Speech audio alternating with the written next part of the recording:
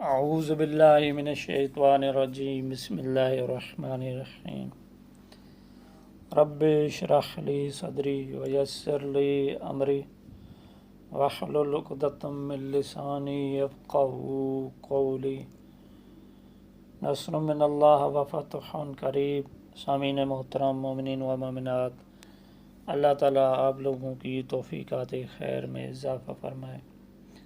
اللہ تعالیٰ تمام مومنین مومنات جو بیمار ہیں، اللہ تعالیٰ ان کو شفاء کاملہ عاجلہ عطا فرمائے۔ جو مومنین مومنات بے اولاد ہیں، صدقہ جناب علی اصغر کے، اللہ تعالیٰ ان کو نیک صالح اور سالم اولاد عطا فرمائے۔ سامعین محترم، ہم اپنے موضوع کی طرف بڑھتے ہیں۔ آج ہمارا موضوع ہے گناہوں کے نقصانات قرآن اور حدیث کی روشنی میں۔ ان گناہوں کے نقصانات میں سے ایک نقصان یہ ہے کہ انسان کی دعا قبول نہیں ہوتی۔ اس گناہ کی وجہ سے، ان گناہوں کی وجہ سے جو انسان انجام دیتا ہے، دعا رد ہو جاتی ہے، دعا قبول نہیں ہوتی۔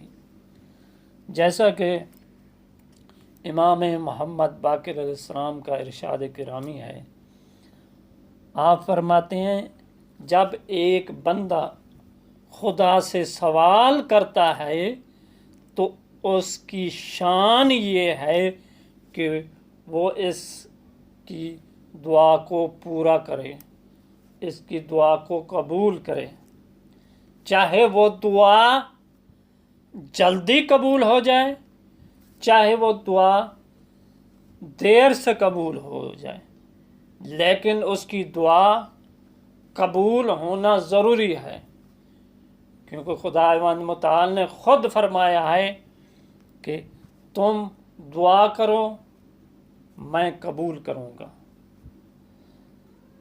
سامعین محترم، لیکن بسا اوقات وہ بندہ گناہ کا مرتکب ہو جاتا ہے، اس وقت خدا وند متعال فرشتے سے کہتا ہے اس کی یہ حاجات کو پورا نہ کر۔ اس کی وجہ کیا ہے؟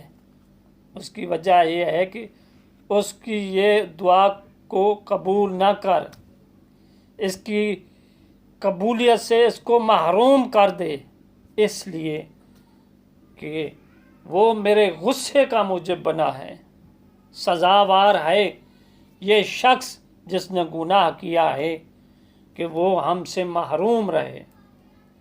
سامعین محترم، مومنین و مومنات، اللہ تعالیٰ آپ لوگوں کی توفیقات خیر میں اضافہ فرمائے۔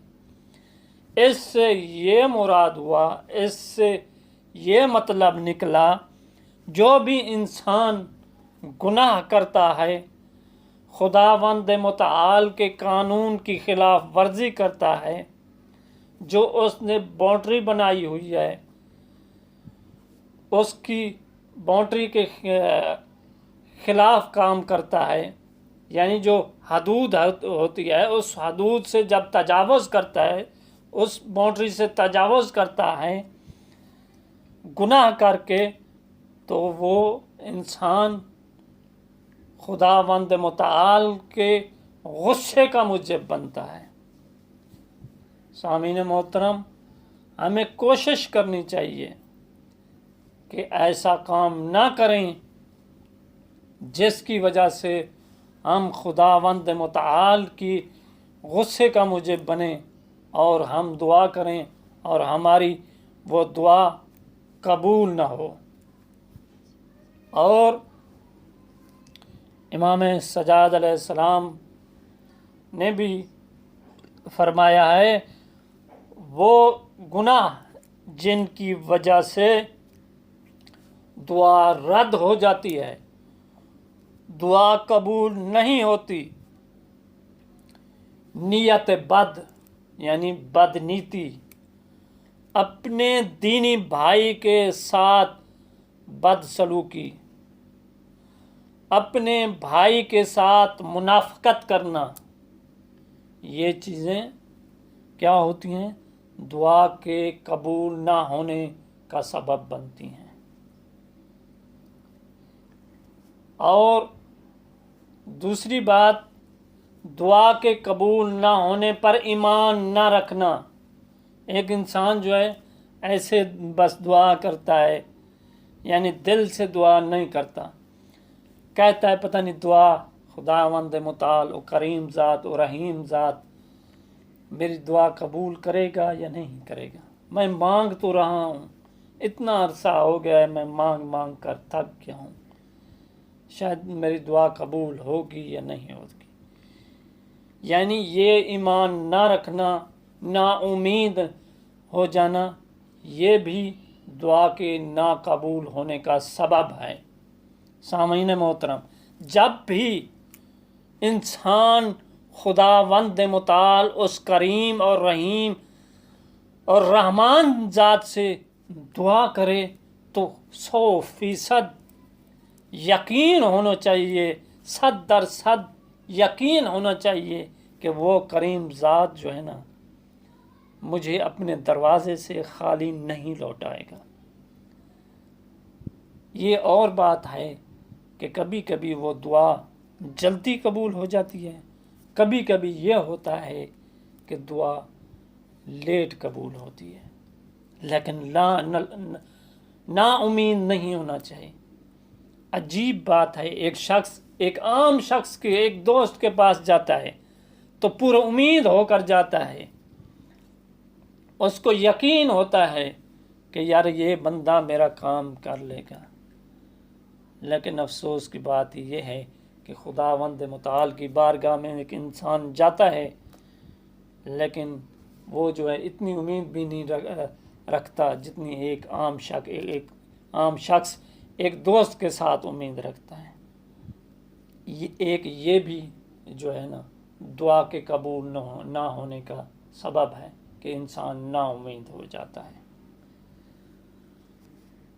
اور واجب نمازوں میں اتنی تاخیر کرنا کہ اس کا وقت گزر جائے، یہ بھی دعا ناقبول ہونے کا سبب ہے۔ نیکی اور تقوی کے ذریعے خدا کے نزدیک نہ ہونا، یہ بھی دعا کے ناقبول ہونے کا سبب ہے۔ یعنی انسان نیکی کرے، تقوی اختیار کرے، کسی کی بھلائی کرے، اگر کوئی انسان مشکل میں گرفتار ہو تو اس کی مدد کرے تاکہ خداوند متعال اس کی دعا کو جب بھی دعا کرے اس کی مستجاب ہو جائے۔ اور بد زبانی سے بات کرنا، یہ بھی دعا کے قبول نہ ہونے کا سبب ہے۔ انسان بد زبان ہوتا ہے، جب بھی اس سے کوئی بات کی جائے بد زبانی، یعنی ایسے جواب دینا کہ انسان کا دل ٹوٹ جاتا ہے، تو یہ بھی دعا کے قبول نہ ہونے کا سبب ہے۔ یہ وہ گناہ ہیں جن کی وجہ سے انسان کی دعا رد ہو جاتی ہے، دعا قبول نہیں ہوتی۔ ان روایات سے معلوم ہوا جو ائمہ علیہ السلام نے فرمایا ہے کہ گناہوں کے نقصانات میں سے ایک نقصان یہ بھی ہے کہ انسان کی دعا قبول نہیں ہوتی۔ یہی جو میں نے اوپر بتایا ہے کہ یہ آدمی کام انجام دے تو دعا قبول نہیں ہوتی۔ اکثر یہی ہوتا ہے کہ انسان کہتا ہے یار بس اذان مل رہی ہوتی ہے، یار ابھی میں نماز پڑھتا ہوں، یار بس 2 منٹ میں پڑھتا ہوں، بس 2 منٹ کی بجائے 2 گھنٹے گزر جاتے ہیں، 3 گھنٹے گزر جاتے ہیں، 4 گھنٹے گزر جاتے ہیں، 5 گھنٹے گزر جاتے ہیں، حتیٰ کہ ایسا بھی ہوتا ہے کہ بھئی وہ کاموں میں اتنا مگن ہو جاتا ہے کہ نماز قضا ہو جاتی ہے۔ جب انسان نماز کو اہمیت نہ دے تو کیسے وہ امیدوار ہوتا ہے کہ میری دعا قبول ہوگی؟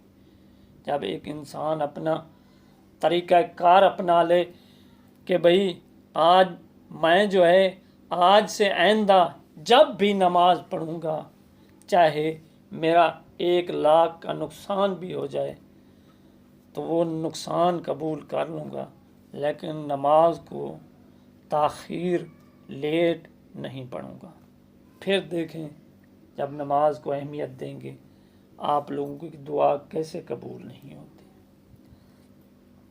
लिहाजा अगर हम चाहते हैं कि हमारी दुआएं बारगाह परवरदिगार में कबूल हों तो फिर हमें गुनाहों से बचना चाहिए, गुनाहों से दूर होना चाहिए, गुनाहों से दूरी अख्तियार करनी चाहिए और कुरान और अहले बैत अलैहिमुस्सलाम के करीब होना चाहिए, खुदावंद मुतआल के करीब होना चाहिए ताकि हमारी दुआएं कबूल हों। हम दुआ करते हैं परवरदिगार से कि सदका अहले बैत अलैहिमुस्सलाम के, सदका अमीर अल-मोमिनीन अलैहिमुस्सलाम के हमारी ये दुआएं जो हैं कबूल फरमाए और हमें उन गुनाहों से बचाए जिनकी वजह से ये दुआएं कबूल नहीं होती। वस्सलामु अलैकुम व रहमतुल्लाहि व बरकातहू।